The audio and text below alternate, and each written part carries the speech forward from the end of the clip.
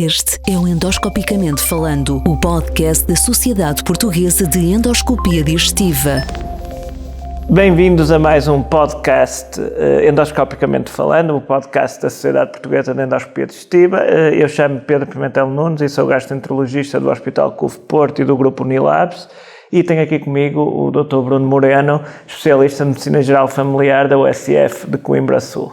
E Bruno, hoje vamos falar um pouco de um tema que é muito pertinente, em particular em Portugal, que é o tema das gastrites. E começava já por perguntar se, de facto, na tua prática clínica, vês muitos doentes que te procuram por gastrite e que tipos de sintomas é que eles associam à designada gastrite. Obrigado desde já pelo convite e por esta partilha com a Medicina Geral Familiar pela integração de cuidados que é benéfica para o doente. De facto, as queixas gástricas são muito frequentes na nossa consulta. O doente com infartamento, o doente com epigastralgia, o doente que faz melhor ou pior a digestão. É um motivo frequente de vinda à nossa consulta.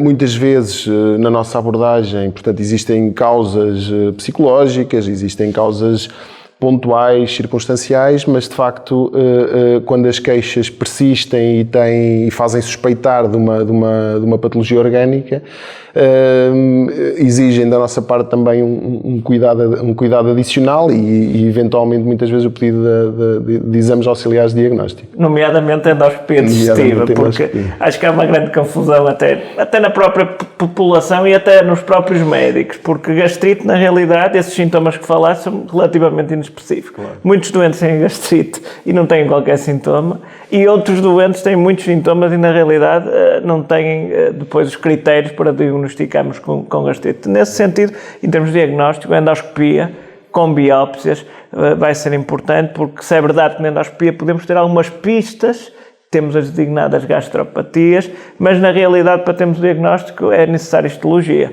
e a biópsia é fundamental para conseguirmos o diagnóstico. Como é que tu valorizas na tua prática? O que é que vês da endoscopia, das biópsias? Valorizas mais a endoscopia, a biópsia?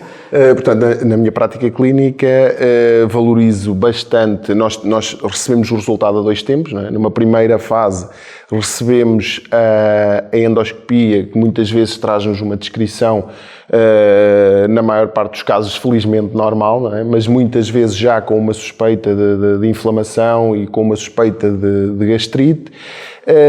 Claramente a grande importância para nós e para o tratamento porque uma das principais causas é o Helicobacter pylori, e portanto para este tratamento a biópsia tem a histologia tem um papel fundamental, não é? Claro, estamos de acordo e na realidade muitas vezes os doentes associam gastrite a ter que tomar protetor e na realidade não é verdade isso. Portanto, acho que também é importante na endoscopia vermos se tem uma gastropatia erosiva, as designadas úlceras, porque isso sim é uma indicação para fazer o protetor, que até é um termo que não é totalmente correto, mas como tu disseste muito bem, quando falamos em gastrite temos que ver qual é a causa da gastrite e em Portugal temos que falar da Helicobacter pylori, que infecta até 50% da população mundial e em Portugal também, portanto é muito importante porque é o principal fator de risco para cancro gástrico. E, portanto,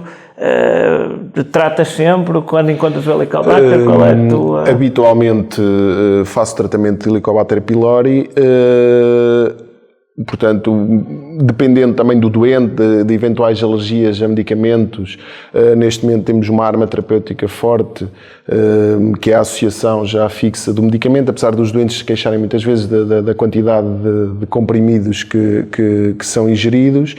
Uma das grandes dificuldades que nós temos muitas vezes é fazer o controlo da pós-erradicação do Helicobacter pylori. Isso é um bom tópico, porque sabemos que há métodos não invasivos para o fazer, como o teste respiratório, a pesquisa do antigênio fecal, mas a verdade é que muitas vezes acabamos até por pedir endoscopia novamente. E há doentes que têm critérios, por exemplo, um doente que tem uma úlcera gástrica deve rever endoscopicamente a cicatrização da úlcera, porque alguma dessas úlceras podem ser malignas e, portanto, implica essa repetição obrigatória com endoscopia e biópsias. O tratamento, eu também estou de acordo contigo, hoje em dia a identificação da Helicobacter é igual a tratar na grande maioria dos doentes, não nos podemos esquecer que cerca de 80% a 90% dos cancros gástricos são devidos a Helicobacter pylori, e por isso é que Portugal tem uma alta incidência de cancro gástrico, também temos muito Helicobacter pylori. Mas claro, depois também sabemos aqueles doentes de 80 anos que já fazem muita medicação e que se calhar não vão ter um grande benefício do tratamento, e como tu disseste, é um tratamento com muitos comprimidos, difícil, com alguns efeitos laterais, e portanto temos sempre que ponderar esse risco-benefício para aquele doente. Depois, na prática, falamos da gastrite do Helicobacter, gastrite autoimune, que eu diria que é uma das gastrites que está a subir. Também temos identificado com maior frequência. Na tua prática, tens tido essa impressão, ou é mais uma impressão do gastroenterologista? Eu acho que, no meu caso em concreto, não tenho muito essa percepção. Eu posso dizer que no meu ficheiro, em 1.600 doentes, devo ter 2, 3, e não foram diagnosticadas por mim. Muitas delas já têm, provavelmente, queixas mais precocemente, já são referenciadas logo diretamente para a gastroenterologia, e já tem um seguimento. E eu concordo contigo, desculpa interromper, mas temos identificado porque a prática de endoscopia também tem mudado. E, por exemplo, agora devemos fazer biópsias no antro e no corpo sempre, e portanto isso está recomendado. E não é a primeira vez, nem a segunda nem a terceira, de endoscopias prévias normais que eu faço, parece-me logo atrofia, e só com esta impressão endoscópica e histológica que chegamos ao diagnóstico. E desafiava-te a estares atento na tua prática clínica, a pedires aos colegas de gastroenterologia para fazerem biópsias no antro e no corpo, e para verificar de facto se a taxa deste tipo de gastrite está a aumentar. Porque quer a gastrite por Helicobacter, quer a autoimune, podem evoluir para aquilo que chamamos condições pré-malignas, que é a atrofia gástrica e fundamentalmente a metaplasia intestinal gástrica, que presumo que já vejas aí alguns doentes com esse tipo de alteração. Sim, às vezes até com algumas dúvidas sobre a periodicidade para fazer a repetição da endoscopia. Nós temos sempre a nossa cábula do MGF familiar. O professor Carlos Martins tem uma cábula na plataforma que nos permite, mediante está muito bem feita, provavelmente baseada não sei a bibliografia, mas baseada nas vossas guidelines, mas temos que recorrer muitas vezes para perceber a periodicidade com que devemos repetir a endoscopia. E aqui também desafiava, porque quando virmos metaplasia nas biópsias, olhar outra vez para a endoscopia, o que é que o gastroenterologista disse? Porque na nossa prática estamos a mudar um bocadinho, a acreditar mais na nossa endoscopia, e até menos nas biópsias, ou seja, cada vez mais, eu faço sempre na prática clínica, já agora até te perguntava, costumas ver relatos de cromoendoscopia ou não? Não. Pronto, mas aqui no Norte já começamos a usar muito a cromoendoscopia e está relativamente recomendado, porque vamos ver mais essas áreas de metaplasia.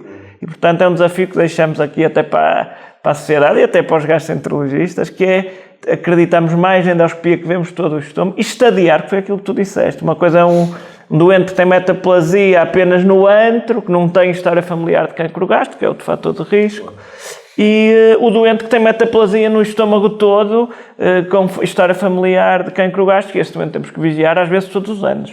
Se forem, alguns doentes beneficiam mesmo de vigilância todos os anos, outros será 3 anos e outro será voltar ao rastreio. Já agora te pergunto também, que tipo de medidas gerais, porque isso é importante para os nossos doentes, que tipo de medidas gerais é que sugerem a um doente que tem atrofia, que tem metaplasia, tratamos o HP, porque isso pode diminuir a progressão, e em termos de outras medidas? Nós temos uma abordagem global do doente, não é?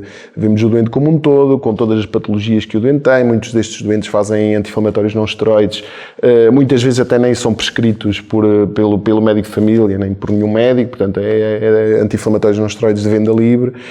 Em termos de hábitos, o tabagismo, o álcool, as próprias alimentações, muitas delas com excesso de gordura. Existem às vezes dúvidas relativamente ao café, ao chá preto, chá verde, substâncias que possam de alguma forma irritar também de alguma forma a mucosa intestinal. Portanto, temos sempre esta abordagem geral. A questão psicológica, no nosso caso, é muito importante. Existe sempre o mito, e aproveitava para perguntar se existe uma gastrite nervosa ou não. Existe. Porque o doente queixa-se.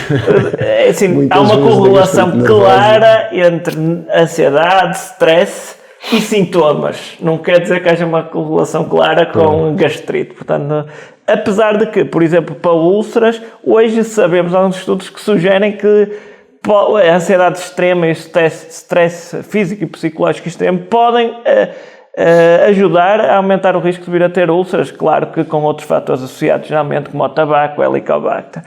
De qualquer maneira, eu concordo contigo em absoluto, até porque essas medidas que falaste, eu nomeadamente o tabagismo, o sal em excesso na comida, em Portugal os fumados, são fatores de risco para vir a desenvolver cancro gástrico, em particular neste tipo de doenças. E são algumas medidas que podemos mudar e que, por exemplo, o tabaco, parar de fumar faz bem a tudo e, portanto, e reduzir um pouco o consumo de gorduras e de carnes vermelhas.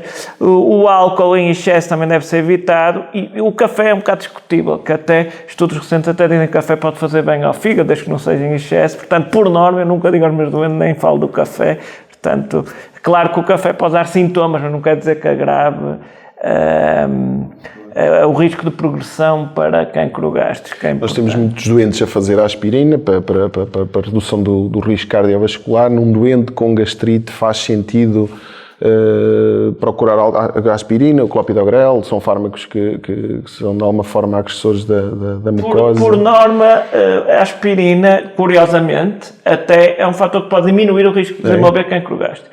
Não recomendamos nas nossas guidelines formalmente a aspirina para reduzir esse risco, mas a verdade, pelos seus efeitos de inibição da ciclooxigênese, parece diminuir o risco de vir a desenvolver vários cancros, nomeadamente o gástrico.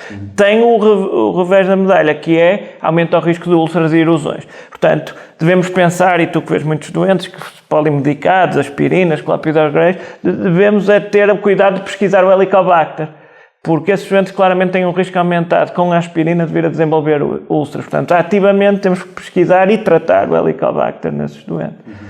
E pronto, acho que é isso. Acho que é muito importante sensibilizar a população em geral para a importância de fazer endoscopia alta em Portugal, em particular a partir dos 45 anos. Acho que aproveitar o rastreio do cancro coloretal para fazer endoscopia. Não sei se o faço já agora, perguntava.